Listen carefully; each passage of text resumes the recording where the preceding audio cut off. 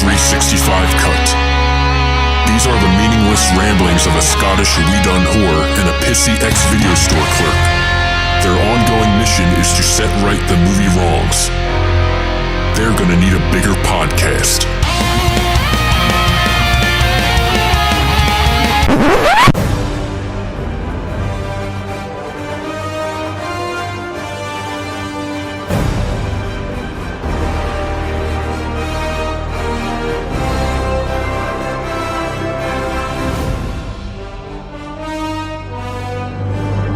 Hello and welcome back to 365 Flicks Road to Infinity War. This is the big one. This is Winter Soldier. This is the big one. I've been waiting for this one. This is the one I have been waiting for, of all of them.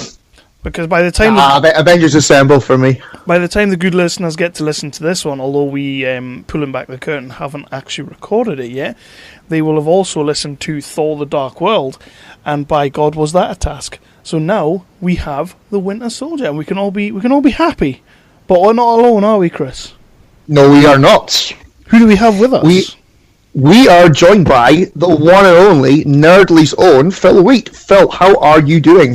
Hello, I'm good. What you sounded Scottish there? What happened? I have no idea. I think hello. I think it's you. Your accents are making me put an accent on. It's not my fault. I like that. Although, if I do start doing like a Chinese accent, please do tell me. I don't want to sound racist. Is that after Kev speaking? Yeah. I was going to say, is that a pop at me? Because, hang on, I know you pay the bills up in this bitch, but come on. You have to be nice to me. I'm on tilt tonight. Let's, But yeah, we are here to talk Winter Soldier, but before we do that, Phil, we've already mentioned that you are the Nerdly, the man that is. So why don't you tell the people exactly who you are, what you do, and how you came across us two awesome gentlemen? Oh God, awesome! Did you say was that word? No, joking. No, it was. We are awesome. Who am I? I run a website called nerdly.co.uk. Pop culture. I used to say a geeky website, but now I say pop culture because it just sounds posher. Yeah. I've been doing it now. The site now is now 5 years old now. Nice. Although technically it's I renamed it from another site, which would make it 10 years old. But anyway, yeah, Nerdly pop culture site, news, reviews, geeky stuff, all the usual, movies, comics, board games, video games, blah blah blah. You know. Way to sell it. I'm not a good salesman. I'm not a good talker, which is why I now have a guy that does all my interviews for me because I'm terrible at it. So. That's it's a fantastic little site that not a little site, but it's a fantastic site that we're on. We love being part of the Nerdly community. We've been on there about a year now, a little bit more than a year now. Could be 2 years. It feels like much longer than a year. Yeah, it must be a while. We've been going 3 years, so I would say it's probably 2 years. Yeah. Hold on, give me 1 second. I'll find out exactly which was the first one. Oh God! Don't do that, Christ, no. God, hold on. You're going back. You've got 4 pages on the website, so you know. Bloody hell! 2015. Jesus. Huh. Hold on, how many?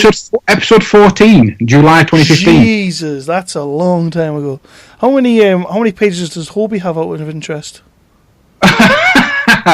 Hold on, let me just click the button. I feel like we would have more pages than them because we are better. Well, they're a weekly podcast, so they've got 6. They'll have more pages, but most of it's shite. Well, it is. It's not about quantity; it's about quality. As we and they were on the site technically like a month before you. Fuck them. No, not at all. I'm completely joking. Our History of Bad Idea friends, once you've listened to every one of our episodes, pick up one of theirs. They're alright. They're not us, but they're alright. I think they're the guy. That's how I found you, I think they found me, then they suggested you, I think. Don't say that, Phil. Don't say that. That just makes us sound like we came to the party late. Well, you know, everyone came to the party at the same time, because technically it was one I was doing a push for podcasts on the site, so you all All my children. I like that. I like that a lot. And I'm glad you think of us that way. So yeah, that's Nerdly. Again, we love being part of Nerdly. We pimp it on every episode. We want everybody to go and have a little look at there. I mean, you will find awesome interviews and awesome reviews written by me. So there you go. And Phil's got some other people writing, but we don't talk about them. Especially not the Black Lightning review guy. He's a bit of an ass clown. Hey, he's. You might think that, but the fact he's got actual Black Lightning to retweet some of them things. Yeah, I did see that, so I will take that back for a second, and then, but he does keep on leaving letters out of words. Yes, so. He does. Yes. Yeah, I've noticed that. Is that part of his speech impediment? Does he have a writing impediment? I don't know.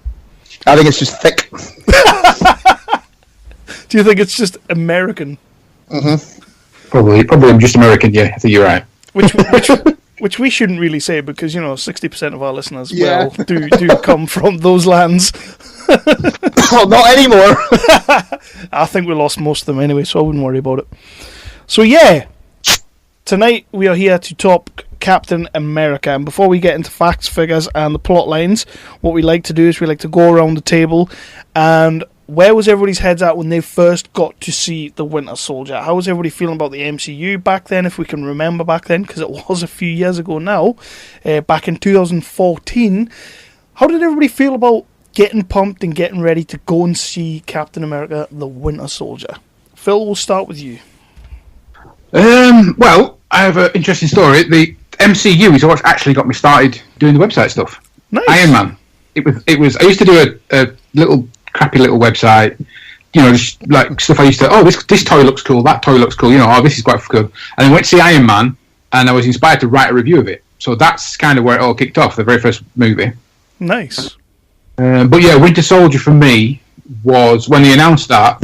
I did a little sex wee, as it will, because between the Brian Michael Bendis' New Avengers comic and Ed Brubaker's Captain America, they both got me back into reading comics regularly. Mm-hmm. And the Winter Soldier storyline was a massive part of the Ed Brubaker sort of what he did. He introduced Winter Soldier back into it. He did all the weird sort of espionage spy stuff rather than the superhero stuff. So when he announced that, I was like, yep, I'm going to love. Hopefully, it's not going to completely change what the plot is, like they did with Civil War. But you have a little trepidation. It's like, well, are they going to change it too much? And then when you go and see it, and you realise that there's some little tweaks that they've done, but the core story of the Winter Soldier and Captain America is still there. It's just like, yes, hell yes. Yeah, Chris. I can't actually remember. Did we go and see it at the cinema, Kev? I definitely did. I can't remember if you and I went together, though. I really can't remember. I remember looking forward to it from the trailers and what have you.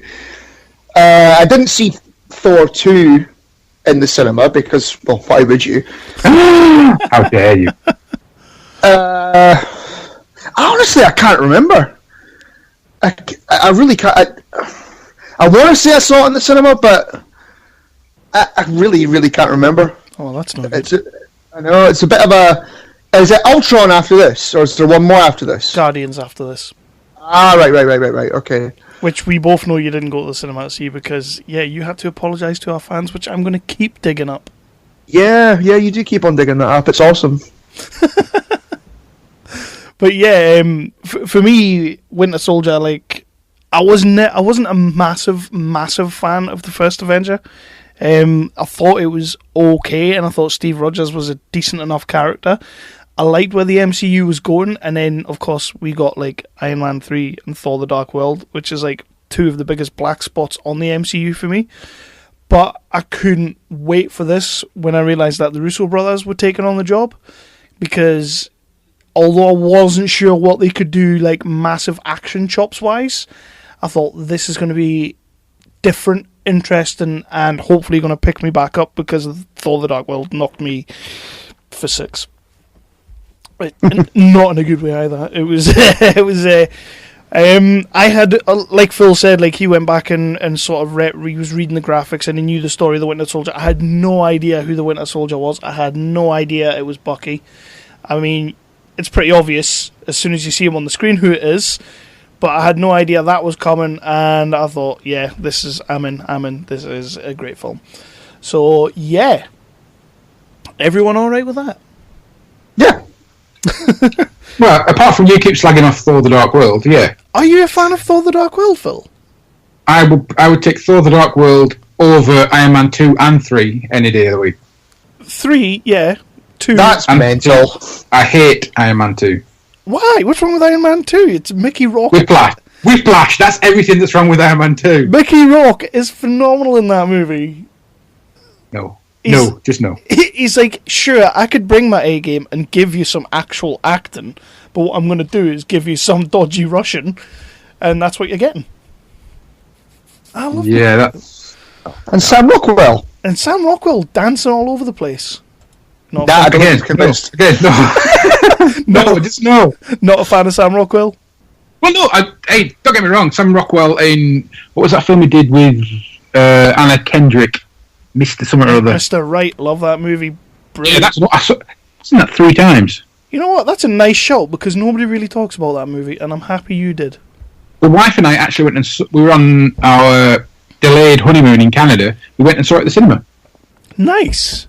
That's a great That and the second Turtles movie. Not so nice, but okay. It was alright. It was alright. It wasn't as good as the first one, though. No. But yeah, so Captain America: The Winter Soldier came out on April the 4th, 2014, domestically, which is American domestic, because most websites don't really want to tell you what it did over here. But 259 million, which is not to be sniffed at. And worldwide, it took in 714 million, which didn't quite break the billion. Which is a bit of a shock, because pretty much everything is at this point. Why do we think Was Avengers Assemble the first one to break $1 billion? Yeah. Yeah. And then Iron Man 3 did. I can't remember if Thor 2 did. I don't think it did, though. We only spoke about it the other day, Kev. Well, okay. Yeah. Don't mess with me, okay? And the movie, I think, like, I can't wait to get into this, because rewatching this film the last couple of days is just, it made me think of something that I'm gonna say a little bit later on, and I put a little bit of a poll up on the Twitter to see what other people thought. Don't worry, it's not. I saw that poll, and I had the same thought before I saw that poll as well. Yeah, isn't it weird? Yeah. I've got it written down here on my notes. I put the exact same thing you put on your poll. Yep. Yeah, and it kind of made me ask a question to myself, and I'm struggling with the answer, which is why I put the poll out. Which is I know the answer. I think I do, but we might differ. Does Chris have any idea, or is he just scouring through Twitter right now? No, I'm clapping the dog. I don't know what you're going on about. Okay, right, well, let's get into this, and we'll deal with that a little bit later. Captain America 2, The Winter Soldier. Coming up on the drop zone, Cap. You do anything fun Saturday night?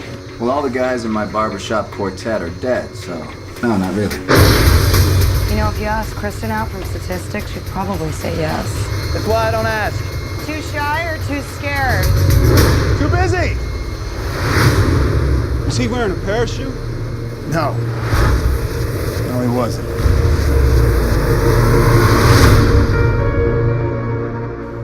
Opens with the best introduction. We have the on your left scene. Was you asleep? That is a brilliant scene. Yeah. Were you asleep at this point, Chris? Yeah, I think I must have been. I thought it opened with the ship.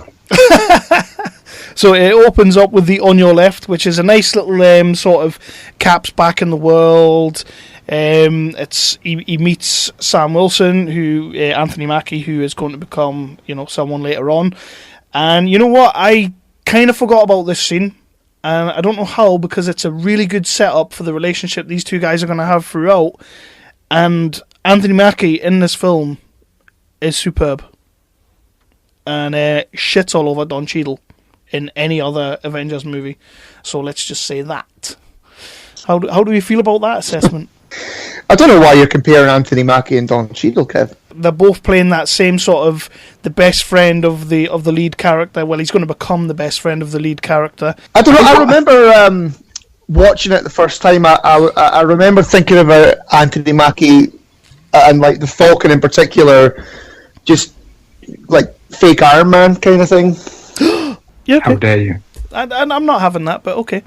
And Phil, how do you feel about this opening scene? Are you feeling Anthony Mackie? Do you like? Oh hell yeah! Yeah. I think what sells that scene is that little. It's that sensitive bit of conversation that they have at the end. You know, talking about the bed. And Yeah. That really sells it, and you're like, yeah, they don't know each other. They've just met, but instantly, you know, you've got that sort of army vet. You know, we know what each other's going through, sort of thing. Yeah. Nobody actually has to outright say it to start off with, and then it's like it's the bed, isn't it? It is. It's a great little scene. I really like this scene.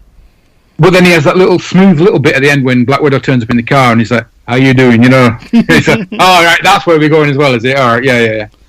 I love the relationship between both these guys, Anthony Mackie and Chris Evans. I think they both play really well, and it plays well going further as well in the other movies, but especially in this one because it's sort of they're just sort of finding each other. They're both sort of.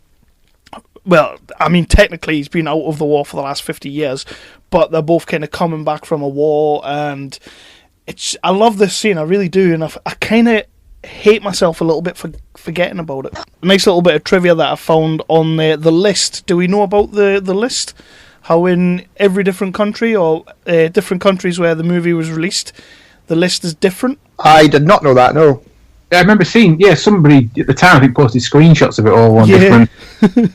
Yeah, I forgot about that, but yeah, I remember it. Yeah, so I mentioned it. Yeah, so it's like in Germany, one of the things is replaced with like sauerkraut, and then in the English version, one of the things is replaced with World Cup 1966, because it's meant to be things that we in our country would associate with, which I think is a nice little touch. What's Why weird would an is American watch that? Why would Captain America want to watch the World Cup? Well, yeah, you probably would be sitting there going, why would he be bothered about 1966? But have America ever won the World Cup? I don't know. Well, I know Scotland haven't. So. Goes without saying, really, doesn't it? Well, yeah. Anyway. And then so Black Widow turns up, and she's got a mission for Cap. And they're going to go and do some badass parkour, muckle big ninja fighting, amazing stealthy takedowns, Splinter Cell style on a boat. Captain America. I fucking love this whole. It is amazing. It is really, really damn good. And it's so Cap is just a badass in this scene. His takedowns are brutal as fuck. Yeah. He's coming in out of nowhere. Even like when he's running along and he just like smashes the guy in the face and he falls over the railing and stuff like that. It's just the clinical finishing of Captain America in this movie compared to the last movie and compared to Avengers Assemble is just amazing. I got a real big kick out of rewatching that scene. How did you feel about this scene, Phil? Yeah, I mean, it's set up right from the beginning, though, isn't it? Because they open the back of the plane. Yeah. And it's like, the first thing he says, he jumps out and he goes, has he got a parachute? No. It's like, yeah, that's just a badass move right there, you know. And it just keeps going on and on and on, you know. It is, though. It's like a 15-minute non-stop just, let's get into this and let's kill some bitches and stuff. But I think, overall, the entire film, this bit kicks it off, but I think Chris Evans, in the entire film, it's the best he looks as Captain America. In terms of fighting, skills, moving. I mean, later on there's the run through the building that looks badass as well. But yeah, it's the best he looks in any of them at all. I think we're watching it back after seeing, you know, Ultron and all that jazz. It's like, yeah, it's kind of been wasted. Yeah, I think. Yeah, I would agree with that. I'd agree with that as well. Yeah, he does some kick-ass moves in this. Just he is. This is the best form of Captain America. I totally agree with you there, Phil. And that was something that, as I said before when we were talking about the poll that I put out there, just as I was watching this movie, I was like, holy fucking shit! Just Chris Evans nails this role, nails it, and even I have to say I was never a massive fan of Black Widow back in Iron Man. Is it 2 she came into? Yeah. She didn't really fuss me that much in Avengers Assemble, although she was growing on me. And then in this film, the character takes a completely different sort of... I don't know, like, she comes across completely different for me, and I love that bit when she jumps down the middle of the thing, she's like shooting the guys as she's coming down. I'm sitting there thinking, Black Widow's a fucking badass. We always knew Black Widow was a badass. We knew that, but she was just annoying me so much in the other films that I didn't really take it on. That's just you being pissy, though. But you might say she's a badass.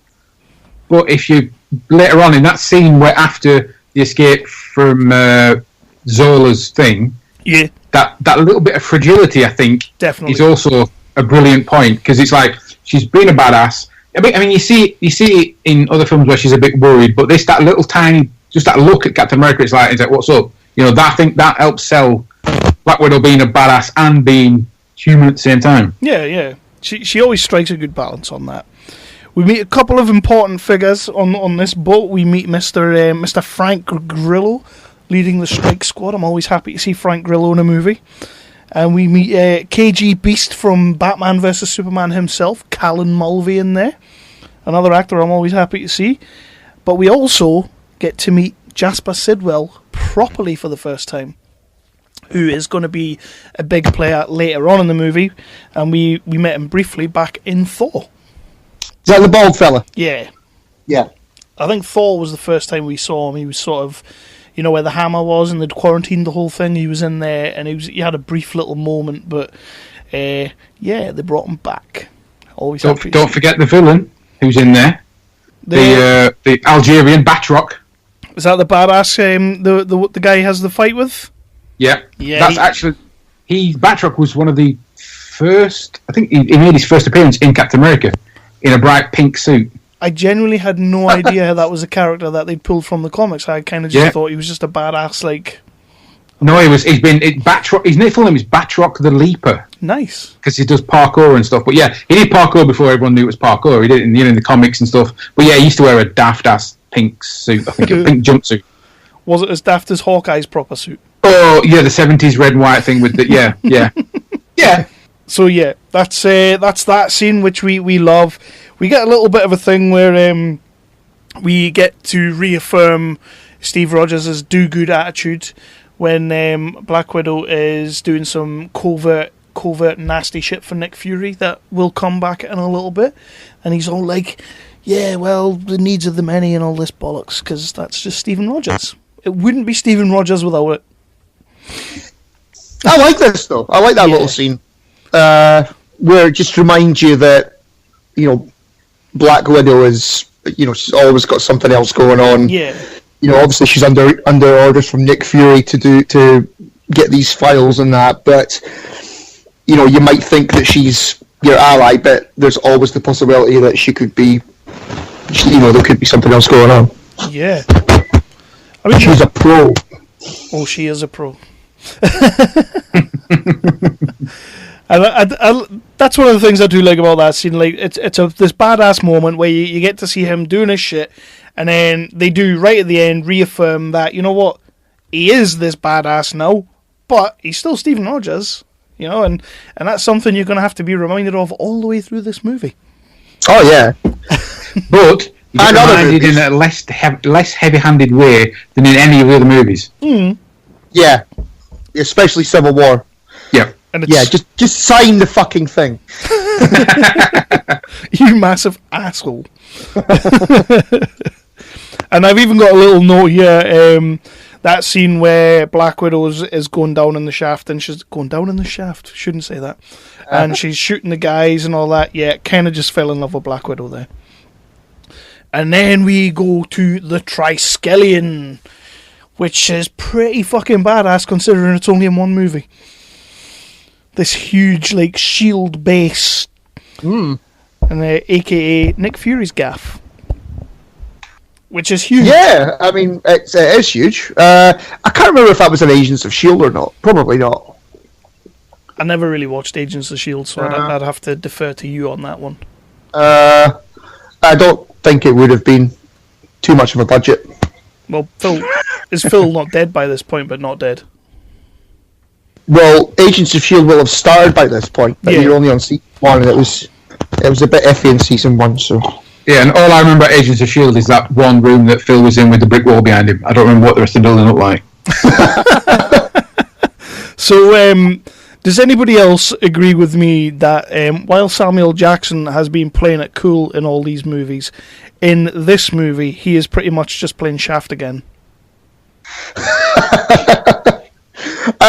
Damn right. He kind of like, he comes in and he's doing like his when he's doing the speech to Cap about his dad having the 22 or something, the Glock 9 or whatever. Oh yeah, the was it like an envelope full of dollars or something like that? And I'm sitting there and I'm thinking, you are literally playing Shaft right now. There's no wrong with that. Oh, there's nothing wrong with it. It's just like, where did Nick Fury go? We get to see some of the underground base, and they're setting up a lot about the helicarriers in here. That is a hell of a set when they go down. I'm going to assume that was like a good 90% green screen in there. That was unbelievable. I'm sitting there going, okay, that's fucking huge.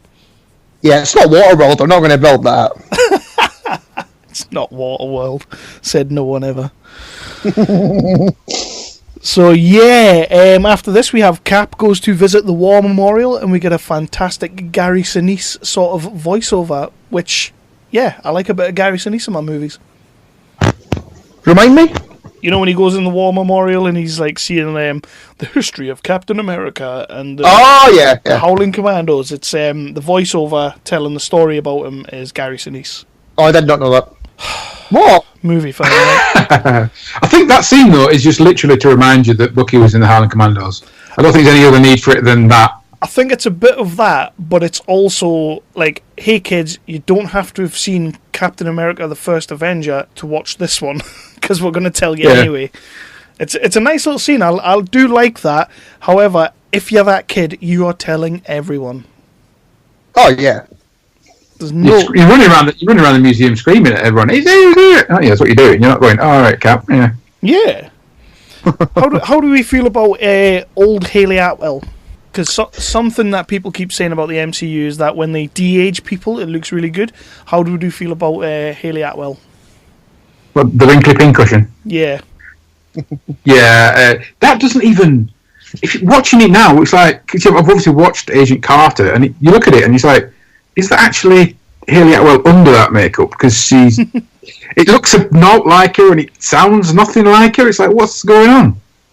I kind of had a little bit of a problem with this, and I know why they did it. Like, it's obvious why they did it. It's sort of it's his one thing that connects him back to that time. But I was kind of, as I was rewatching, I was like, I don't know if I need this scene anymore. But then, yeah, I didn't really need the scene in there, to be honest. But I suppose it kind of sets up, Sharon and kind of things in Civil War and stuff. So I'll let them off. Didn't really need that either, though, to be honest. We'll get there. That's 2 movies from now. As I was saying, Sharon Carter, that's the one thing I think the biggest change from the original comic. Right. She by this time is in more of a relationship with Captain America than in the movies, and I think having Peggy in it kind of prevents that storyline from moving forward faster, which it should be doing, I think. Yeah, I kind of agree with you there. Yeah, but it was sort of like, because this is the first one back since Avengers, they kind of have to deal with that, I suppose. I mean, I could have been alright without it. Yeah, you're right, yeah. That's all I've got. Get rid of it. Put it out. Bye. See you later. But yeah, I'm totally with you there. Where were we now? So that was Haley Atwell, and we get to, I think it's the World Council kind of thing after this, where we get to meet some pretty awesome actors in the shape of Neighbours Paul Robinson. Everybody happy seeing him in his movie? Yeah, why not? I'm always happy to see Paul Robinson. That was like, literally, Lindsay was sitting there watching it with me, and she goes, "Oh, look, Paul Robinson." But we also get introduced to Mr. Robert Redford in our American Captain America movie, which I just love me a bit of Robert Redford. So He's great. He is great in this movie. he's fucking brilliant. How are we feeling about Robert Redford in Captain America, Phil? Well, as I wrote in my notes, no, I think Robert Redford, putting him in it, I think it kind of works to the whole thing of it being about spy, like more of a spy movie and espionage thing. Yeah. Those were big in the 70s. Robert Redford was huge in the 70s. So I think it kind of, him bringing him in, because every time I watch that film, I think of, what's the one where the White House Nixon tape thing that he's in, with Dustin Hoffman, can't remember now. Ah, shit. All the President's Men? No. No, Is that it? Is that it? That's the one popped in my head anyway. But yeah, I like to see All the President's Men, yeah. Yeah. Every time I watch it, I think back to that, because it kind of gives you that 70s vibe, but at the same time, you've got Robert Redford in it. It was like, yeah, this guy's been around the block for years. He sort of adds a bit of extra gravitas to the whole thing, I think. And let's be honest, when you're putting like these upstarts like Chris Evans up against someone like Redford and Scarlett Johansson up against someone like Redford, you're just sitting there thinking, yeah, he's eating you for fucking breakfast in this scene. Because, Redford can act his balls off. I mean, for me, like you're saying about the whole spy espionage thing, I just kept on thinking, I really want to watch Spy Game next. Because he's phenomenal in that movie. Yeah. And I haven't seen that film. You haven't seen Spy Game with one Mr. Brad Pitt? Is that why you haven't seen it? Yeah. I'm not going to lie, yeah. Brad Pitt now. I think to not watch anything that involves Brad Pitt, full stop. It was, it's one of the reasons it took me so long to watch it. Because of Brad Pitt? Yeah, I was never a big fan of Brad Pitt back in the day. I've kind of embraced Brad Pitt in the last sort of like 7 or 8 years, really. Huh. Yeah. That's just... I think you've not seen Troy either, Phil. No, I haven't seen that one either. Oh my Christ! He's not the only reason not to watch that film, though. Why? What's the other reason? Legolas, Eric Bana. Bana's not great in that film. It's a decent movie. You love Troy, but you love all that oldie welly pish. So, I do love all that oldie welly pish. So one of the things that that really struck me in this this rated 12 movie is that there was a fuck ton of people getting gunned down in this film. Oh yeah. In like the first 40 minutes, there were a lot of people getting gunned down in this. And I'm sitting there, and also Ruby was watching it with me, who's like 10 years old now, sorry. She'll hate me for that. And I'm thinking, oh my god, a lot of people are getting killed here. But she was fine. She likes that kind of thing. But do you not think there was also a lot of A-team style getting killed? People like getting blown up and thrown on the floor, and then you see a guy get up again. There was a bit of that. I didn't see anybody getting back up, Phil, but okay. But there was a lot of like people getting shot at and flying quite far, which is always nice. I like the A-Team. It's a classic. How do we like this this whole car chase scene with Samuel L. Jackson when he gets trapped in the car and he's waiting for the Gatling gun to come up and everybody just attacks him? How do we like this chase scene? I like the build up to it more than the actual chase scene itself. Yeah. I like the build up to it where he realizes there's something wrong, and then he's trapped in the car, and obviously he's talking to the computer. It's after that it becomes a little bit, I don't know, like Geordie speaking to the Enterprise. Okay. I mean, the way I the bit in the car, it's like yeah. It's when there's that shot down the road as he's weaving in and out of the traffic, and then he gets to that bit where at the bus stop, and he smacks the one guy with the car, and then smacks the other guy with the car. It's like that's just ballet with vehicles. There is a sense of that, but there's also a sense of I'm sorry, but that's not happening. Yeah. There was a couple of things where I'm kind of like, when the guy comes up alongside him and he just kind of pulls him in the car, and I'm like, that's not happening. Just fuck off, go away. But do you know what I mean though? How he's like saying to the computer in the car, like, okay, like, we'll reroute the power, all that shit. He's doing all that crap. It's like Geordie speaking to the Enterprise.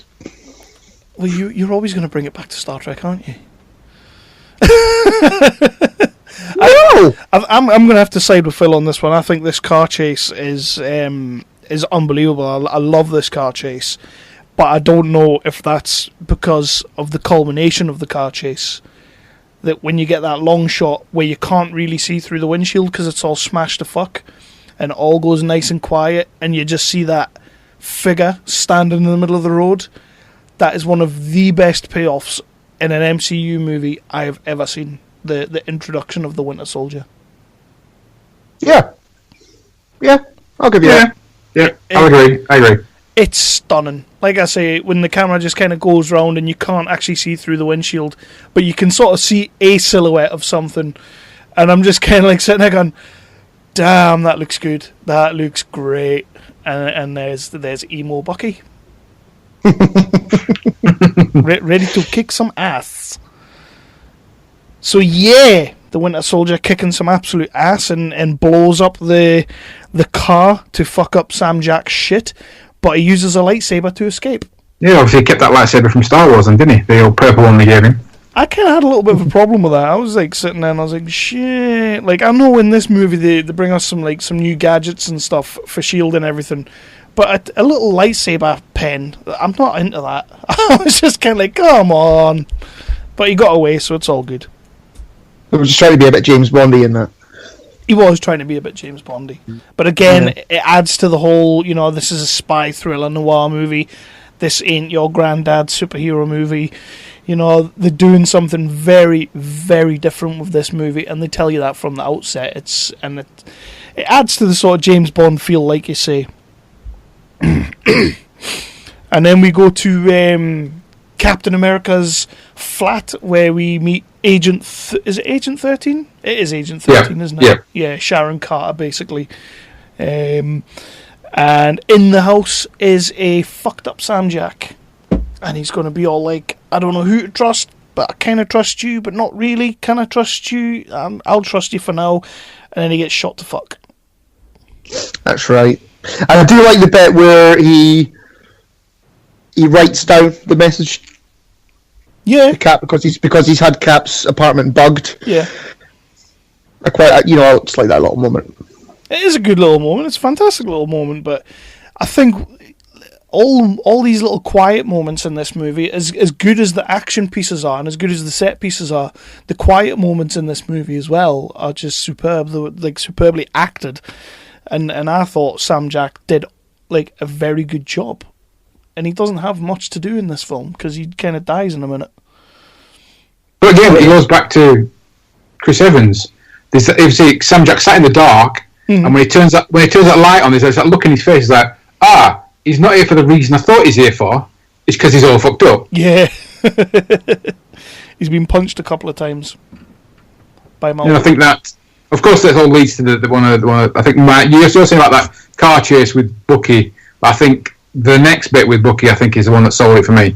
I think all the scenes with Bucky are amazing, but this scene when he throws the shield at him and he just turns around and catches it is immense.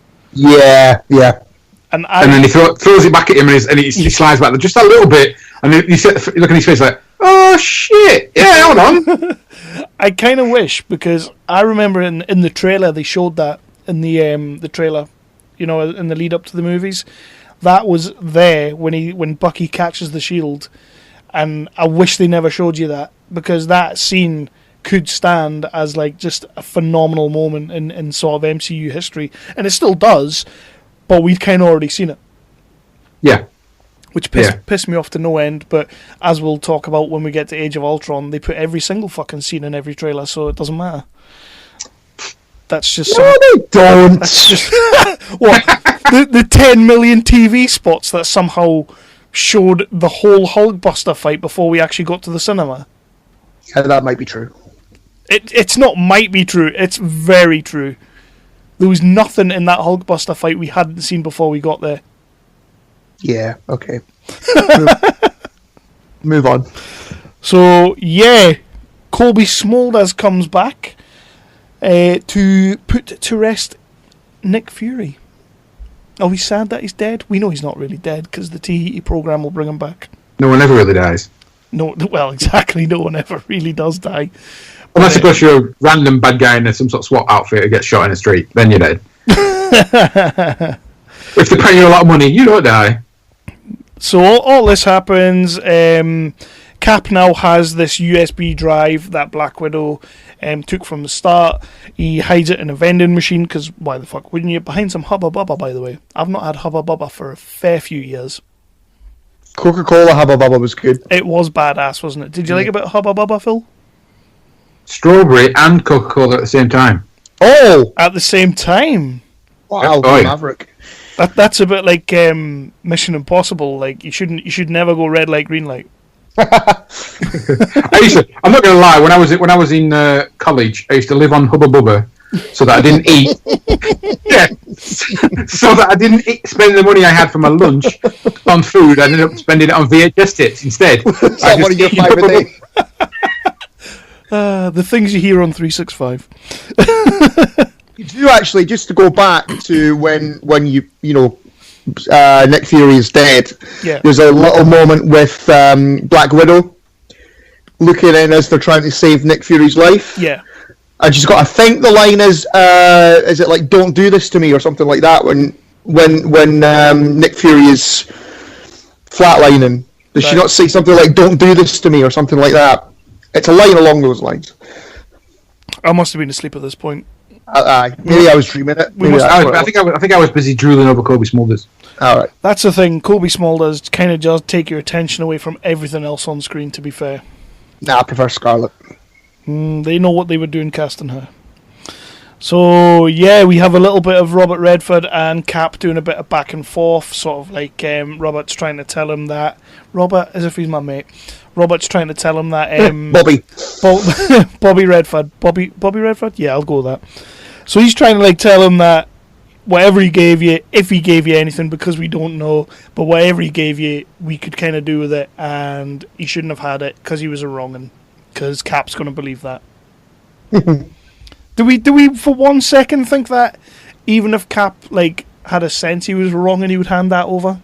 No, never. It's Cap. And then that leads... Awkward prick. He is an awkward prick. But that leads to another one of my favourite scenes in this movie is in the lift with the strike team. Yeah, this is my favourite scene in the movie. It's one of my favourite scenes in the entire MCU. It's great. It's a phenomenal little fight scene. Like it's a bit raidy because you're in close combat kind of thing. I love the way the lift's going down, and on every level it's just filling up more and more. And he's just kind of like, so before we do this, does anyone want to get out? Yeah. Great line. How do we like this scene, Phil? Yes, I mean, it harkens back to that one at the beginning when he jumps out of the plane. It's like, anyone want to get off the lift before I kick all your asses? Because that's how much of a badass I am. So, you know. And the close quarters combat, I mean, it is some of the best. I'm not saying it's the best scene in the MCU, because there's one that comes later on in this film that I think is the best in the MCU. Oh, nice. But I think this is up there, definitely up there. And what we don't... I thought you were going to see the Mardi Gras scene in... Not Mardi Gras, the Grand Prix scene in Iron Man 2 film. Yes, that's the best one ever, yes. That is pretty fucking cool. Like, no, it's not. No, it's not. But it's not. To be fair, you wouldn't really need Whiplash's whips to break one of those F1 cars, because fuck me, they're made of paper anyway. But yeah, in this lift, we get some fantastic stuff, and we get one of my favourite Cap moves, which is the old kicking the shield, catching it in my hand, because I am so fucking cool move. And this is the only scene in the movie, or in any MCU movie that I can think of, where one of our superheroes falls from a height and doesn't do a superhero landing. Yeah, that's right. Because he kind of just... Does Cap really do superhero landings, though? Yeah, no, because he jumps at another point and does a roll. He does it a couple of minutes this later. one he just lands straight like that, yeah. But he does that in Avengers Assemble as well. He, like, when the car gets flipped up, Right. he doesn't do superhero landing, he just rolls. That's Cap's move. That's still superhero land. That's not superhero in landing. this... It's a roll. Just lands flat on the shield, doesn't he? Smack, In come on the this, ground. he lands flat on the shield, as Phil says, and Ruby sat there and went, oh, I bet his head hurts. I'm sat there going, bless you, 10 years old. So yeah, my note was literally the only time we don't get a superhero landing. And then he takes down the Quinjet a couple of seconds later, and it says, "Oh, spoke too soon. There is the superhero landing." Because he takes that down in no sweat at all. Just It's like Die Hard 4, isn't it? it's very Die Hard. I was out of bullets. But do you not think that one scene it's weird because in every other Captain America movie, Avengers movie, he struggles, but in that one scene he's like, "Oh, just take the Quinjet down, 2 seconds, they're all sorted." Exactly. He's just like, nothing. I'm just gonna take this out. Ding ding ding ding ding. Shield. Thank you. Superhero landing. If he'd have done that with Ultron later on, it would have been finished in 5 minutes.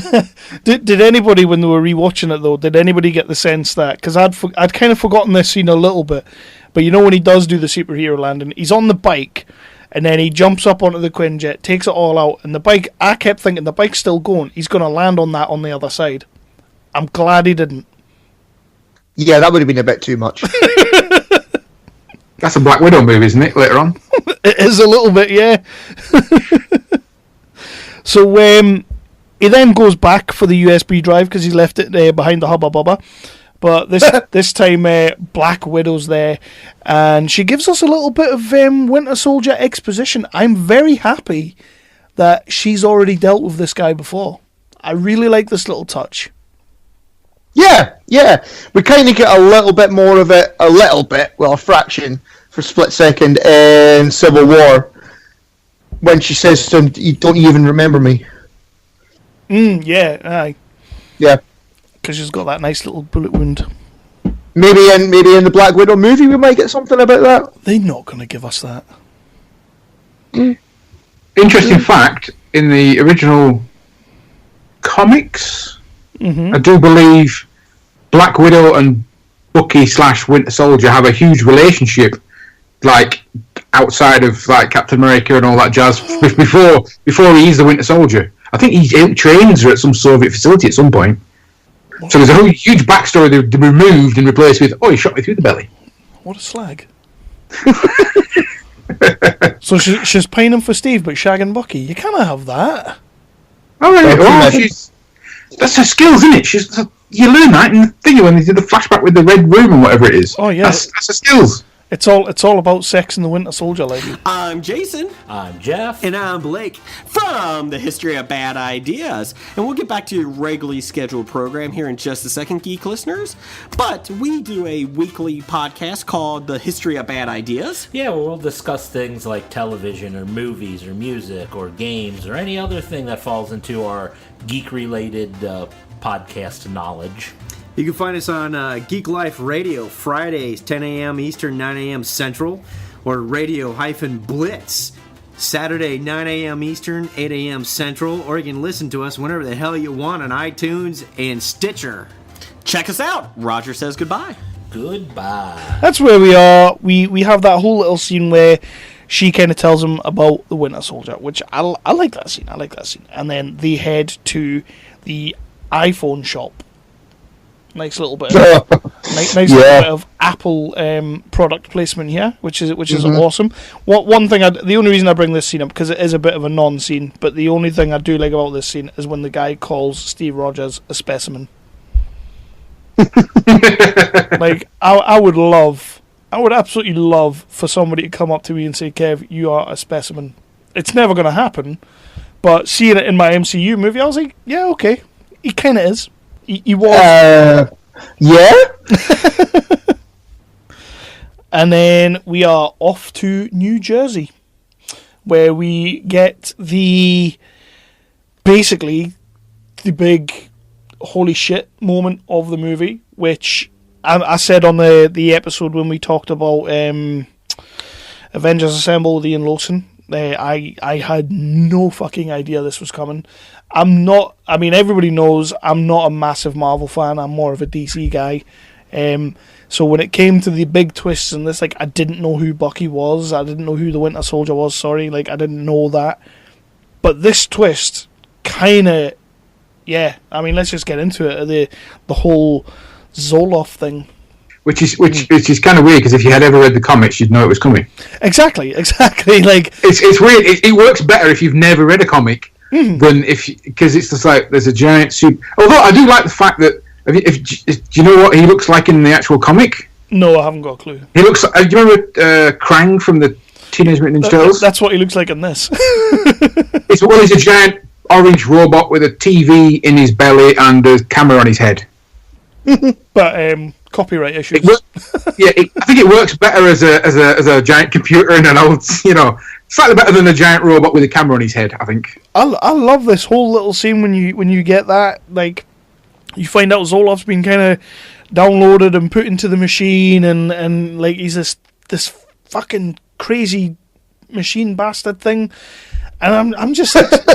I still remember the first time I watched The Winter Soldier in the cinema, and that scene came up, and you found out that Hydra was still very much alive, and not only that, but they were pretty much behind everything for the last 50 years, and they were like this. Oh man, yeah. It's a great scene. It's a great scene. Yeah, I can't say enough about it. Toby the fuck Jones as well. Not having to put up with Tommy Lee Jones eating a steak in front of him, so he was able to actually deliver some monologues. He does that whole thing, that whole massive reveal about, oh yeah, Hydra's been around, blah blah blah blah, I've been downloaded and all this, and he goes, oh by the way, I've just been stalling. Yeah, he's like, sorry, did I forget to tell you? That was a terrible impression. That was Mario. I'll cut back on the impressions. Oh no! Couple of things that I really like in this that I wrote down notes on in this scene that I like. I love the whole thing about Zoloff being the machine. We've talked about that. That's amazing. They throw in, when they're giving you the newspaper articles, they quickly throw in a quick flash of Howard Stark's death, which sort of it alludes to Hydra being behind it. So obviously that leads into Civil War, because that's going to come back in a little bit. But one of the other things was that they mention Operation Paperclip a little bit, which, Chris, we listen to those conspiracy guys, and that gets mentioned a hell of a lot. So it's nice to see Marvel throwing that in there in the little spy movie. Yeah. It was nice. And even Black Widow directly mentions that, when Germany got taken down and when Hydra got taken down, they picked the best German scientists to come over to their site, which we know, that's a thing. And it's like, I'm sitting there re-watching this movie the other night, and I'm like, Marvel's thrown some real world shit into this movie. That's pretty badass. But anything else we want to talk about in that scene? Because that scene is a nice little. It's sort of an exposition dump in a way. Doesn't feel like one, but it is. They give you some nice little things to be going on with. And Black Widow gets to give a nice little. Is it War Games quote? Yeah, we'll play a game. Yeah, I've seen that movie. Yeah. Is that you quoting Cap, or have you actually seen that movie? Who hasn't seen War Games? Jesus Christ! I'm going to say the better question is: have you seen War Games 2? I have. Not nearly as good. Chris, not even slightly bit as good. Chris, have you seen War Games? I don't think so. Oh no! Oh. And then we move on to the scene. That place gets blown up, as Phil said before. Zoloff is stalling. There's a big strike on the plant. And, of course, Steve just pulls out his shield and protects everyone, because that's what Steve does. Yeah. What else are you going to do? And a quick little side note, I totally glossed over the little bit about how he had the flashback of Skinny Steve. Nice to see Skinny Steve again. Yeah, I thought that was a really weird bit. That just I'm staring at myself as a skinny little kid. It's just like, what? They are kind of staring at each other for a second, and you are sitting there going, okay. And by the way, I'm going to say it, love this movie, but I'm going to say it, Skinny Steve in this movie is not nearly as good as Skinny Steve in the first Avenger. That's saying something. It kind of felt like they'd maybe just thought, this would be a cool little thing, let's throw this in. But, Yeah, because later on they throw that bit of the thing, don't they, in the door when he... Yeah, just like... you've just that's like a last minute. Let's just remind people what the relationship was like beforehand, sort of thing. Yeah. And it's a bit of doubt as well, though, isn't it? It's like him doubting himself. It's so he's a big muscly bastard, and he can fight like a trooper, and and he's all smart and what? He can do parkour, I know. He can do what? Parkour? What the hell's that? Oh God. Yep. So I was making a point there. God damn it. So when your facility is blown up and you've got nowhere else to go, where do you go? You go and see your friendly neighbourhood Sam Wilson. They all go over to Sam Wilson's house. We have a couple of nice little scenes in there, but this is very much just a let's get Sam on the team scene. Let's get Falcon on the team. And I really enjoyed this. Like I say, I think Anthony Mackie's fantastic in this film. And I really like the bit when he's kind of like, when Steve Rogers says, I can't ask you to come with me. I can't ask you to do it. And he's like, you're not asking me. I'm coming. Like, I love that little back and forth. But again, as Phil's saying, it harkens back to like, they have a bond and a relationship that's sort of unspoken. It's just there. Yeah. We good with that? Yeah. And then I like the fact that he kind of, he just slapped that thing on the desk on the table and was like, that's my resume. And Black Widow picks him and goes, you were one of them guys? And he's like, and then he thought, oh yeah, one of these. I thought you were a pilot. It's like, I didn't say hold on. This guy that's like seems a nice, unassuming guy. Actually, he too's a badass. It's like, nice, unassuming guy is actually a badass. That's the theme running through it, I think. And the best thing is, it explained where he got the did he build it himself? I think it's built by the government, isn't it? He flies them for the government during the war. Or some shit like that. Yeah, there's that one left and they go, oh, we need to steal it. And it's like, yeah, no problem. Yeah, he's like, it's behind like 10 security walls, like 100 guards and all this kind of thing. And she's like, whatever. Yeah. It is a nice little scene, the way Black Widow just kind of shrugs it off. Like, Cap looks at her as if to say, can we do this? And she's like, come on. It is a nice little scene. Yeah, we... I think it's weird, though, that the theme in Marvel is when shit hits the fan and everywhere you need to go is, like, destroyed, let's just go around somebody's house. Because they do it in... they go around Hawkeye's... Oh, Hawkeye's got a house. We'll go around Hawkeye's house. You know what I mean? Mm-hmm. It's just that's his weird thing. We'll just go around somebody's house, sit in the kitchen for a bit, have a chat. Well, that's the way you do it. Like us Brits know, when a crisis, you need a cup of tea, so you go to your mate's house. True, that's true. Not me, though. I prefer coffee. So we find out that the governor, or whatever the hell he was back in Iron Man 2 at the start, who's trying to take Tony Stark's suit off him, is Hydra. Yeah, I love that. Hail Hydra. You would totally be a Hydra.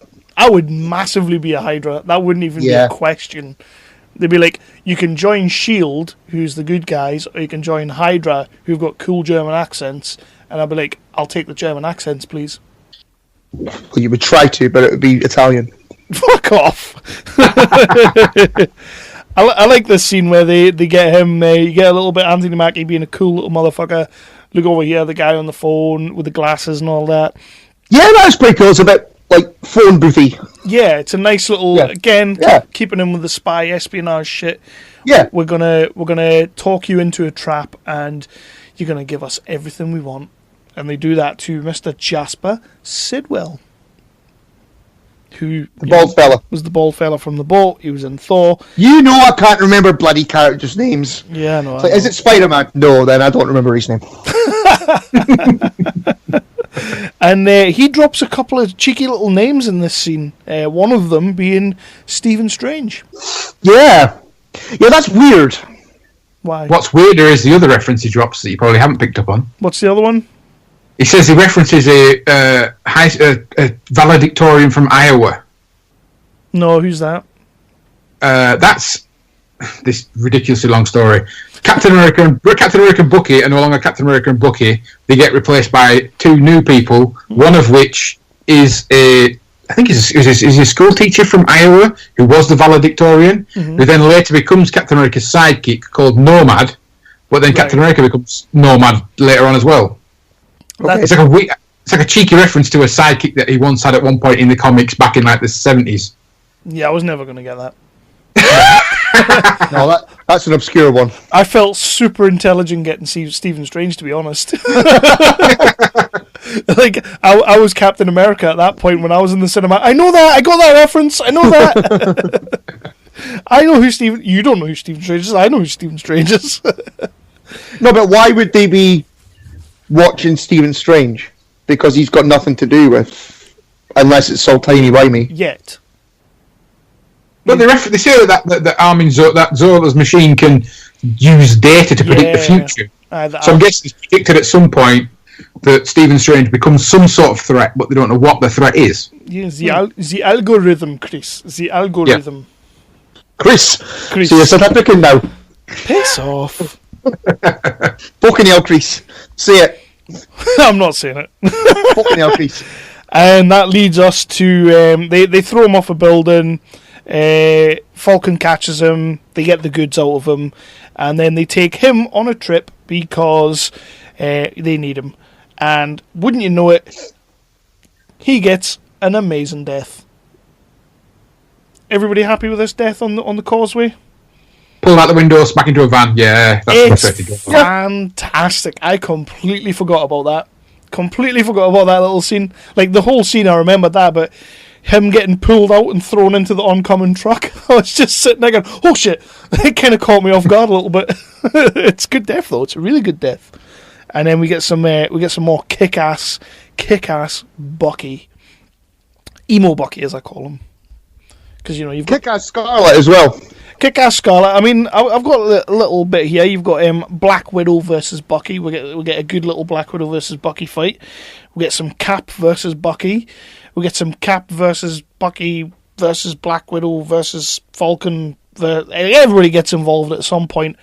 This whole little rotating scene of everybody having their little moments with each other is... I love it. I mean... Yeah, it's good. How the Russo brothers, who, you know... As much as I remember, wrote and directed Community, for fuck's sake. How they came out and did action sequences like this is just... I mean, that's a sign of how good they actually are, to be honest. Oh, yeah. Are they doing Infinity War? Yeah. Yeah. Cool. Yeah, now, you mentioned that lift scene being the best fight scene in the thing. This is the hand-to-hand bit between Cap and Bucky. It is good. When they're exchanging the blows, the shield's up, the knife's out. That is, I think... That sequence, that whole bit, hand-to-hand between those two, I think, is the best fight that Captain America's done, and is the best fight in any Marvel movie.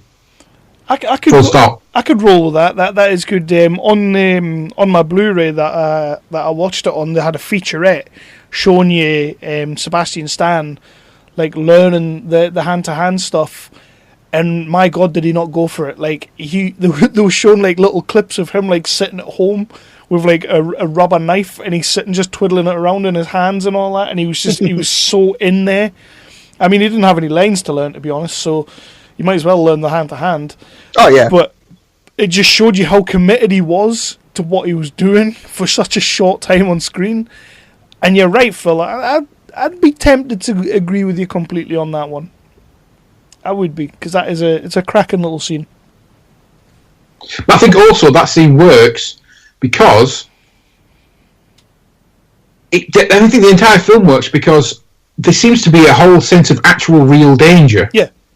In any Marvel movie, you've got big like in the Avengers Assemble, you got guys from outer space. Yeah, but you've got Hulk, you've got Iron Man. You know, yeah. There's not that much danger. But here you got Captain America. Yeah, he's a badass, but it's still three people versus some super genetically guy with his big massive arm, and I think that whole sense of danger helps sell the fight as well. I would actually go as far as to saying, for me anyway, and Chris will totally disagree with me, yeah, this is the last movie that I feel we have any sense of real danger to anyone in the MCU. I totally agree with that. I totally agree. Because I think going forward, and I'm not taking anything away from the movies coming up or anything like that, going forward, I just kind of felt like it got less and less and less dangerous. You know, so I'm with you on that one, Phil. No, I disagree with that. Well, that's just your, whatever you call it, point of view. It's 2-1, we win, doesn't it? Is that how it works? Yeah. No, that's not how it works, because I get 2 votes, so... And then we, at the end of this fight, we get, of course, the payoff when Bucky's mask comes off and Captain America, Stephen Rogers, sees that his old pal Buck is still alive. Yeah. And he goes, "Who the hell is Bucky?" Which is awesome. I completely just fucking love that whole scene. And yeah, as much as I love the reveal at the start when Nick Fury's in the car and Bucky's there, I absolutely love the reveal of when the mask comes off and Steve gets to see emo Bucky for the first time and realise who he actually is. Emo Bucky. Well, he is. Bucky's listening to My Chemical Romance in this movie, like, big time. What, in between mind washes? Yes. Yeah.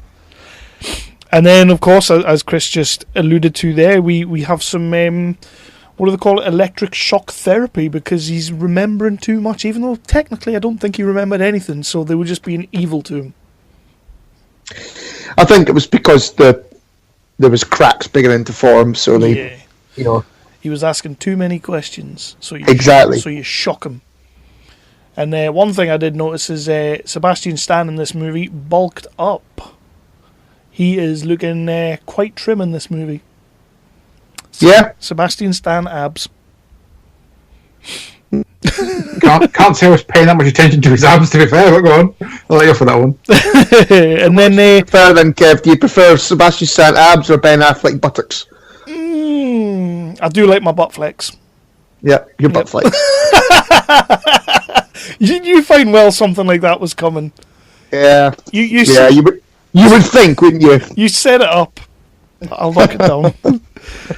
And then we're pretty much coming into the run into the big set piece for the end of the movie, which for this movie is going to be the team of Falcon, Widow, and Cap are going to have to take down 3 helicarriers at the same time, because that's how movies work. Oh, yeah. Couldn't just be one at a time. Had to be all 3 at the same time.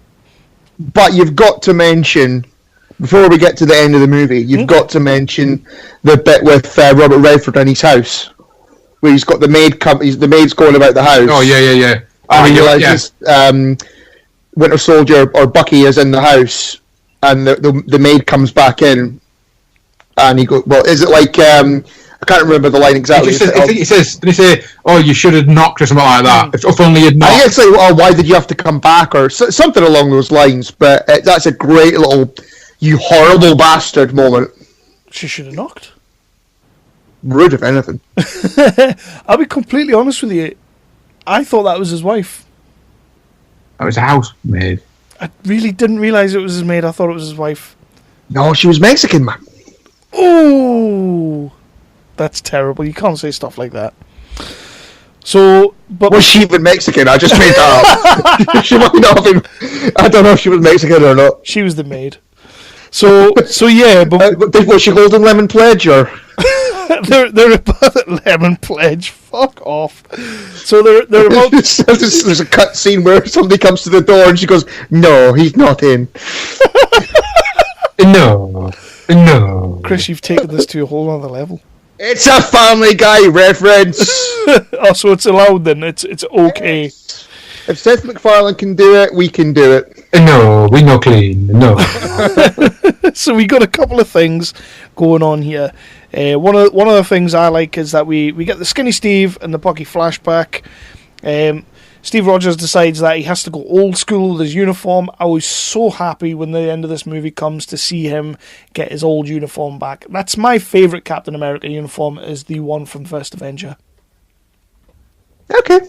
I like the one he has at the beginning of this film. What is technically the super soldier. Yeah. When he quits being Captain America, he becomes like just a super soldier. But I like that uniform. It's kind of like, I think that suits. I get why they did it for the end of this film. They changed his outfit because he's like the hero again. But I think that suits the whole undercover spy espionage thing. Yeah, I get that. More low key. It was just nice to see him get his old suit back, and I like the one in Ultron. Do you? Yeah. Nice. Yeah. And then it's in that scene that we get our famed Stan Lee cameo. He's so fired. Because, you have to mention the Stan Lee cameo. But now in a minute, we get an even better cameo. Did you see it, Chris? Remind me. Abed from Community. Was it? Yeah. Yeah. He's the one that he lets them in, basically. Okay. We went through, like, I think it was the tail end of last year, we went through a bit of a Community phase where we... No, man, it was the year before. The year before, where we discovered it about 7 years later than everyone else. Mm-hmm. and absolutely binged the hell out of it. But I was quite happy to see Abed there, so yay. I honestly can't remember that. Well, you need to not fall asleep during movies. I would help. And while all this is going on, we've got they're going in to take down the helicarriers, they're going in to do all that kind of thing. We get an amazingly rousing, awesome Cap speech across the tannoys. I like Chris Evans in that scene when he's doing his big speech, and it shows you like all the different members of S.H.I.E.L.D. sort of like, oh shit, something's going on. That's good. Good. Yeah. I like, better than that, I like the I stand with Cap. Oh yeah. Moment. 100%. That guy went down like a fucking trooper. Basically, my reference on that was a Captain's Orders great moment for no-name character.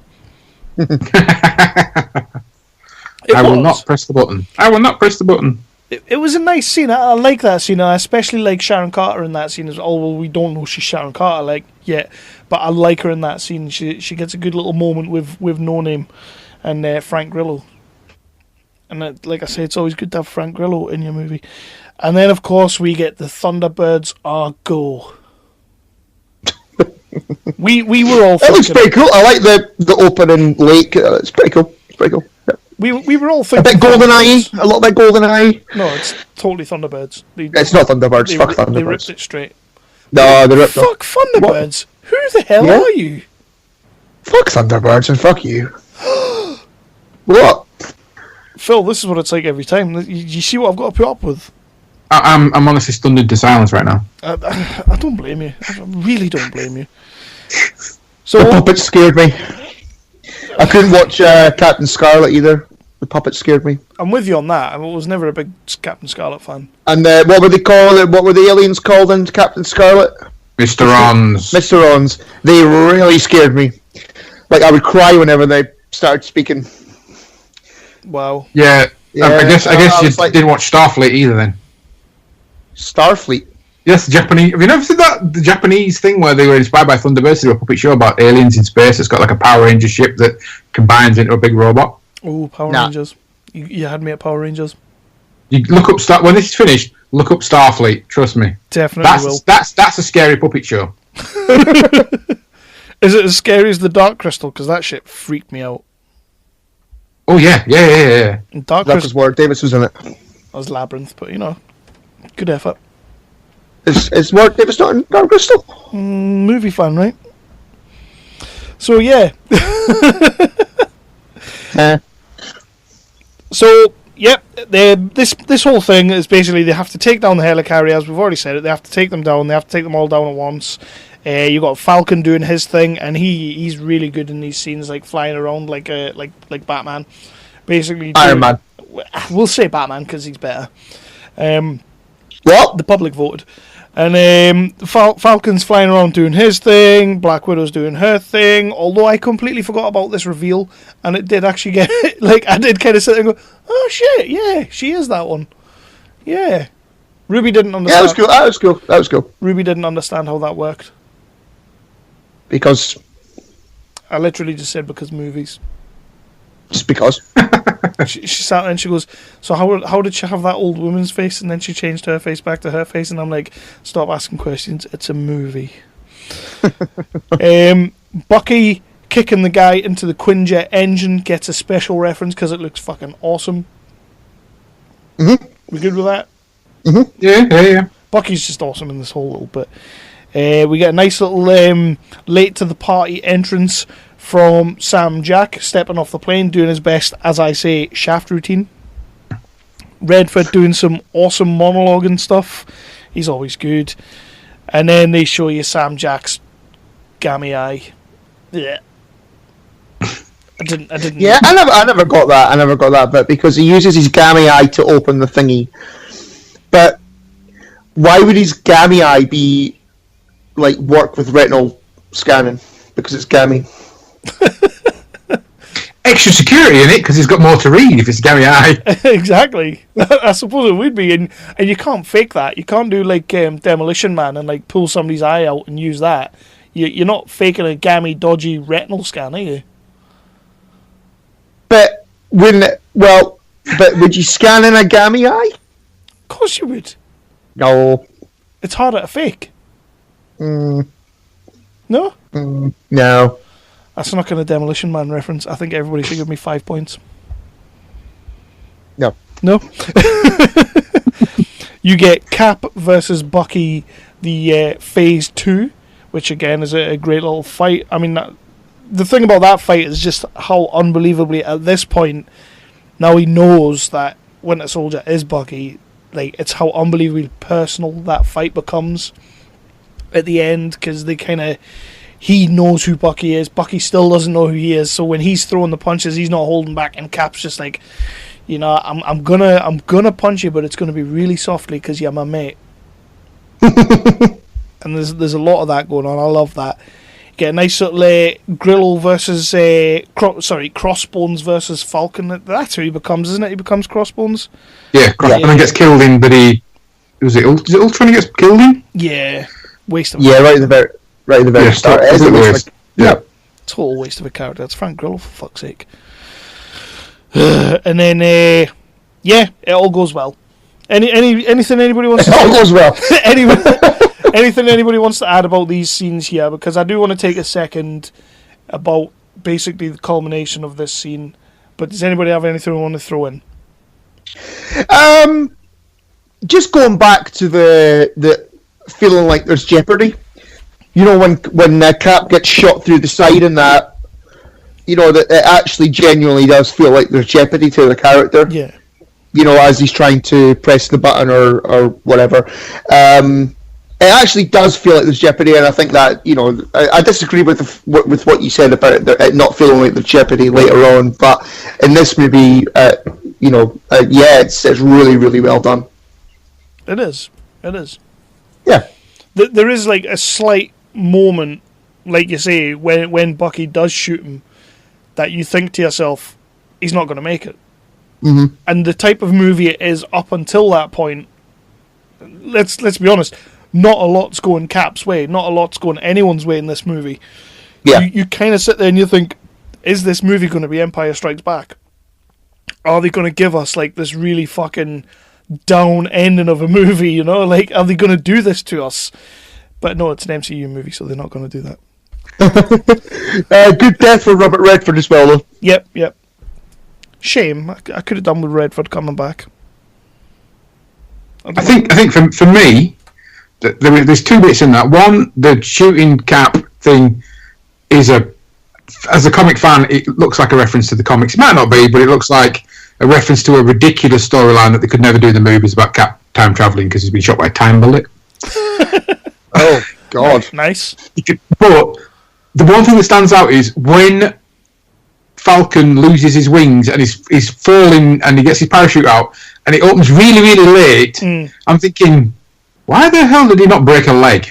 Because he lands so late. I'm thinking it's surely at least sprained an ankle. You know, he's just that's the one thing that stood out in that whole thing. Everything else I can believe, but him landing so late, not injuring himself. I'm like, no, he's not that strong. So you're not buying him pulling the parachute at the very last minute and not breaking an ankle, but you will buy him jumping out of the building into the helicopter that somehow flies on its side for a couple of minutes and just like, yeah, I totally forgot about that scene, and rewatching it I was like, bullshit. You know, yeah, I'll take the helicopter over the not breaking the leg bit any day. He should have broken his cock-a-doodle leg. Like that. You just wanted him for a split second to go. Yeah. Well, that pulled something, you know. You never get that, do you? Like at the start of the movie when they were running around the thing, he should have totally got some cramp. You never get that in movies, do you? Like whenever I go running, I always get cramp. But that's, me too. That's because I don't like running. There's an easy way to solve getting cramp when you go running. Stop running. Exactly. So, Oh. so the helicarriers, basically they put the chips into the thing, they all start shooting each other, and it's a nice little sort of Return of the Jedi, fireworks going off. It's a great little scene when the helicarriers are coming down. I do like all that stuff. Yeah, it looks good. It looks great.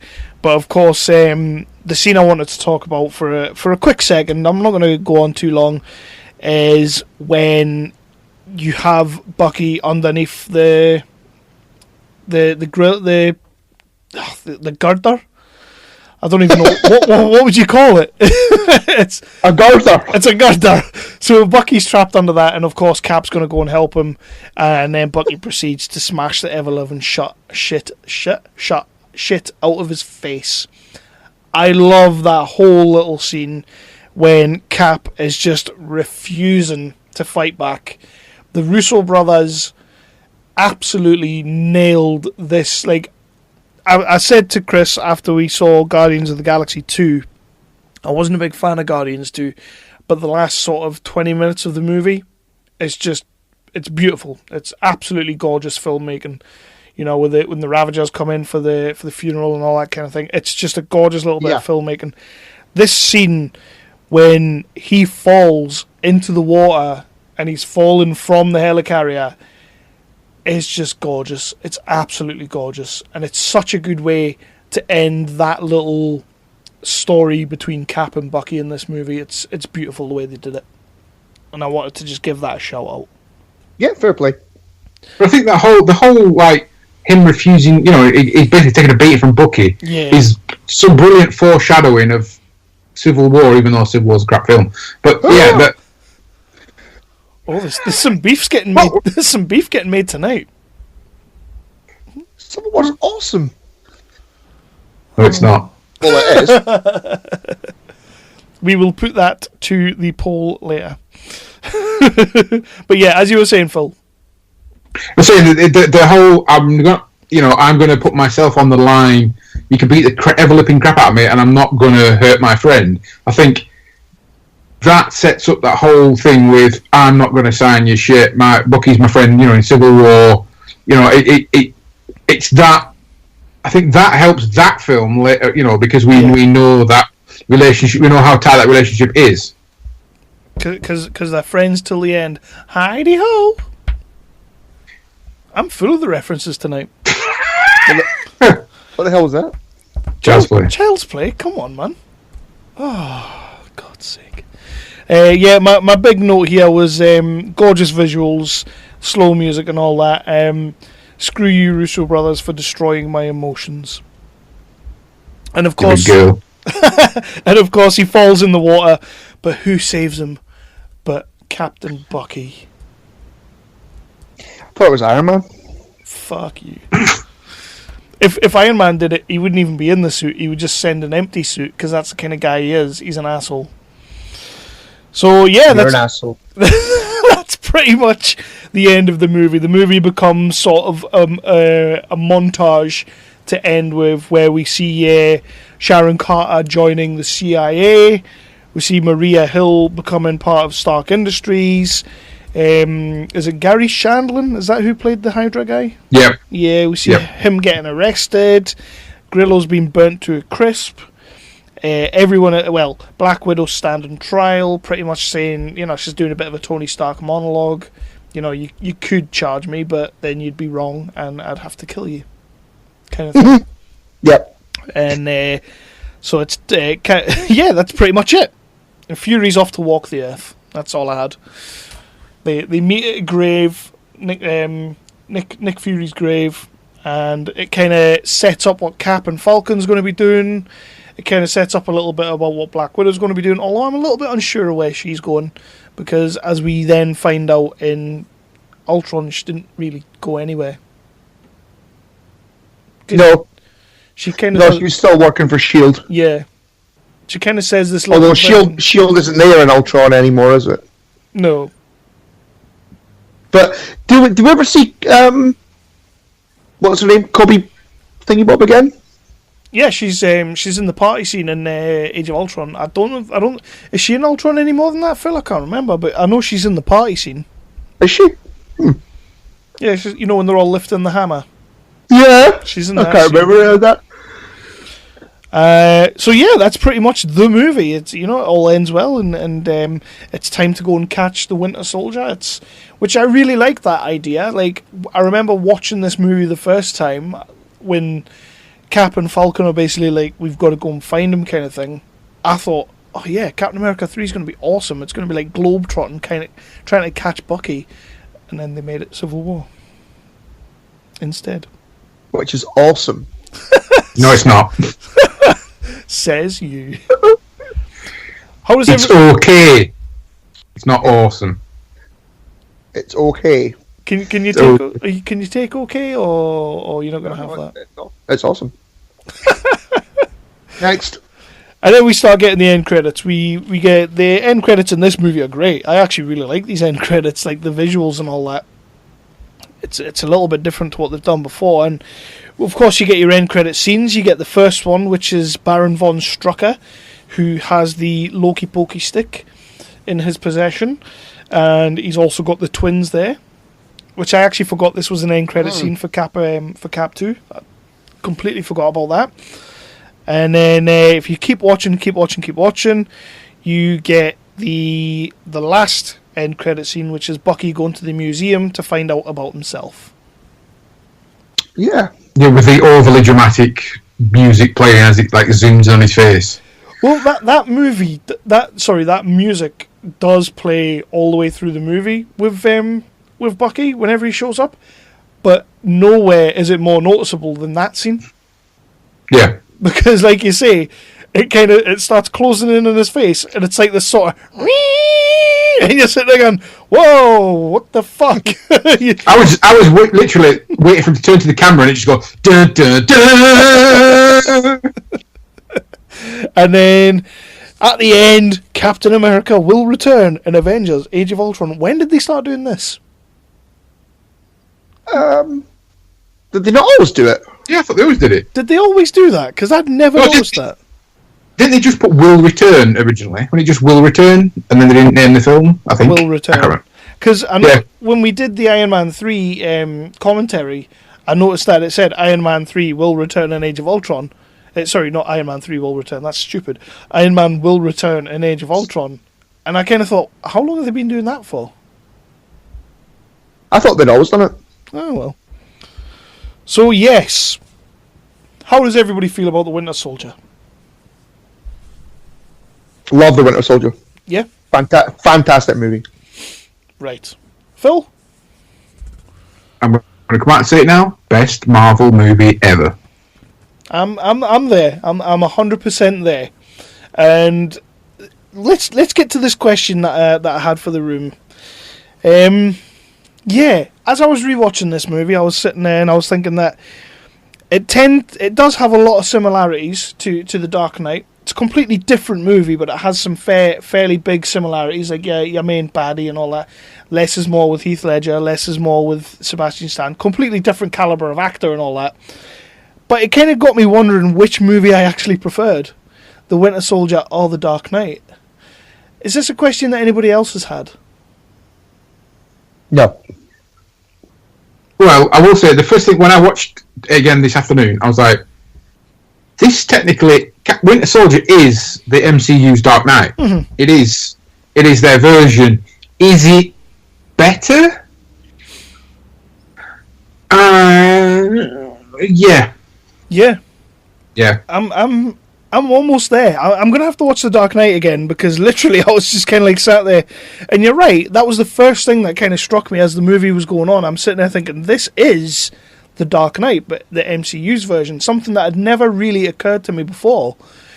And then about 3/4 of the way through the movie, I'm sitting there thinking, do I prefer this to The Dark Knight? So I'm gonna have to go back and rewatch The Dark Knight. So see, the thing with the Dark Knight is, I think because it's got too many characters. You've got Harvey Dent and the Joker, whereas this one you've technically got Cap and Bucky. I think the relationship of Cap and Bucky works better than Batman, Harvey Dent, Joker. I think that for me what makes it a better film. Yeah, I can see what you're saying. Yeah. So I put it to the Twitter, as I did with the Dark Knight Rises and Iron Man 3, which, by the way, the Dark Knight Rises won by a fucking landslide.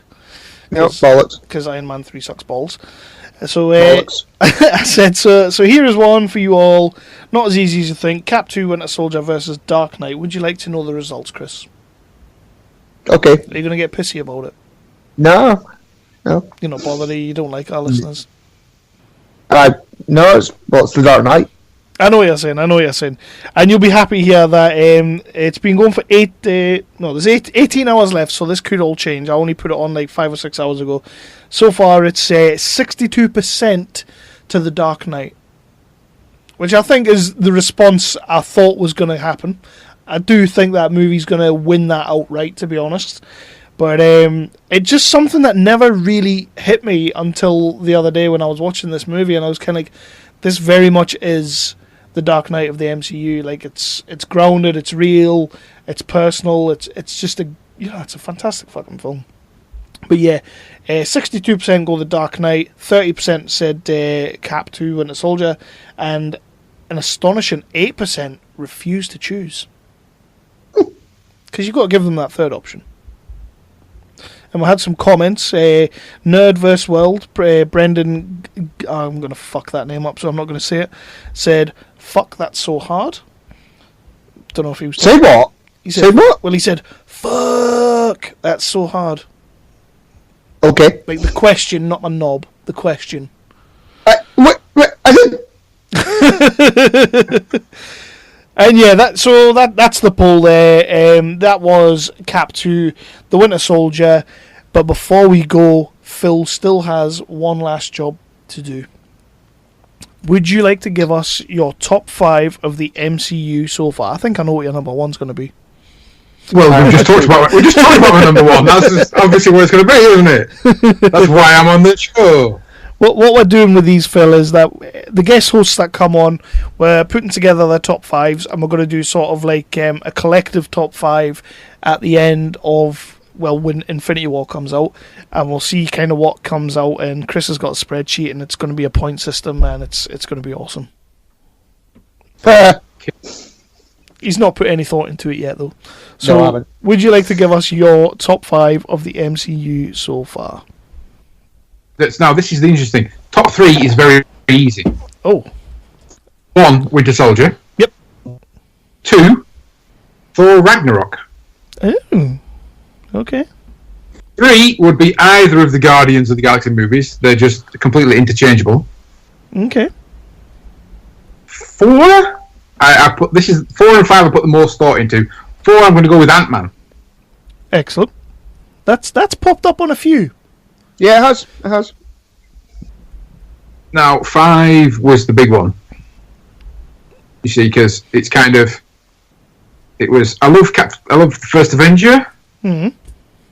Then Iron Man was the one that sort of... Obviously, I've got a tie to Iron Man with it. That's what started me writing stuff. Yeah. But, if I had to be honest, I could actually watch... Technically, is it technically Marvel Universe movie? The Incredible Hulk? Excellent. I think that's my number 5. That's brilliant. You know what, as well, that has appeared on a couple of top 5s as well, so you're not alone on that one either. Good, thank God for that. And it is an MCU movie. It definitely counts. It's in all the box sets, so yeah. Yeah, because if we're going like off box set, then we're talking like the David Hasselhoff Nick Fury movie. Well, yeah, we'll not go there. we'll just stick that one in the back pocket just now. So honestly, man, this has been an absolute pleasure. We've been on your great little. I keep saying little. Such a fucking dickhead I am. We've been part of your website for some time now, 2015, evidently. And it's always nice to be speaking to you, and it's always nice to see our stuff go up there. So it's nice to finally have you on the show. I think you should have me on more often, to be fair. I'm just saying. Well, you've successfully upset Chris at least 3 or 4 times, which pretty much means you're guaranteed a repeat episode. So yes, I knew I'd get with this a while. That's all you have to do is just upset Chris. Just vex him. Vex him, it'll be fine. Is that right, Chris? Yeah, whatever. And would you like to give a little shout out about Nerdly to the listeners and where they can find your stuff and anything else you want to say before we leave? Obviously, nerdly.co.uk is the main site. I'm going to pimp out the socials because I need some love on Facebook and Twitter, which is both Nerdly UK. Facebook.com/NerdlyUK, Twitter.com/NerdlyUK. You can also view my really crappy YouTube videos on YouTube at Nerdly UK as well, but I wouldn't bother with those because nobody likes them. The amount of thumbs down I get on videos is ridiculous. Someone told me to stop talking to my beard the other day, which is lovely of them. Have you got thumbs down on your YouTube videos? I did a review of the projector recently. Yeah. That's got like nearly 50 thumbs down. Fucking bastards. It's like 3,500 views, but yeah, 50 people was like, that's his shit. Get off. What a bunch of bastards. Yeah, it really hurt my feelings. It really did. You know what? I don't care how much I hate somebody's video on YouTube, and I hate a lot of people's videos on YouTube. I would never thumbs down someone. I don't think I've ever thumbs down someone. That's a cut above being a cunt. Yeah, writing that in a comment is even worse. You are a cunt, but who did we have on the show? That it was Charles, wasn't it? Charles Chester. He came on and he was saying that somebody said that they hoped he would die of cat AIDS. That's right. That's right. That's not a funny yet terrible at the same time. That's not a comment you want, is it? No, not really. I mean, I would take it because it's a comment and it means they actually listened. But but yeah, everybody check out the Nerdly and get yourself onto the YouTube and the Twitter. Give it a like and a follow. How many followers do you have on Twitter, Phil? On Twitter, yeah. we're not that massive on the Twitter. Is it as much as us? Because we I think we might have more. Go on then, go on. How many have you got? You big-headed bastard. I'm not saying anything. It's all good. I just like to end on a high note. I'm looking it up now just to be a bastard. But yeah, we will most definitely have you back on again, Phil. Not to talk about Marvel, we will talk about other things as well, because you have a whole extensive geek knowledge that we would like to take advantage of. Good. Well, I'll say good. It's not that extensive. I just like to read before I come on podcast and pretend I know what I'm talking about. Really. Oh, that's sly. We would never do that. We don't even read before we go on our own podcast. And with that, I'm surprised I watched the movie. To be fair. And with that, the road to Infinity Wars will keep on trucking. Up next, this was Cap 2, so up next will be Guardians of the Galaxy, which I'm looking forward to. We have Beric Legend, Burton's Bob, coming on the show. One of our own, Chris, Burton's Bob. Comes from this crappy little town that we live in. He's an absolute legend, Phil. You're gonna love Burton's Bob. That's going to be a complete mess. It is going to be a piping hot mess. Yeah. I look forward to it then. I fully expect that is going to be like the hardest episode I've ever edited. Plus, he's going to be talking about like camera angles and dialogue and we'll just be like, Groot's pretty cool, isn't he? Yeah, that song's awesome. We love that song. Yeah, but you know why they chose that song, don't you? Oh, shut up, Burton's Bob. So with that, we will all say goodbye and be back for the next episode. Nobody saying goodbye? Oh, goodbye. Bye. I like that, Chris. I set you up to say goodbye and you never do. Yeah, I know. I noticed that. And the times that you do, you just go, bye. Like I just did just now. Yep. Yep.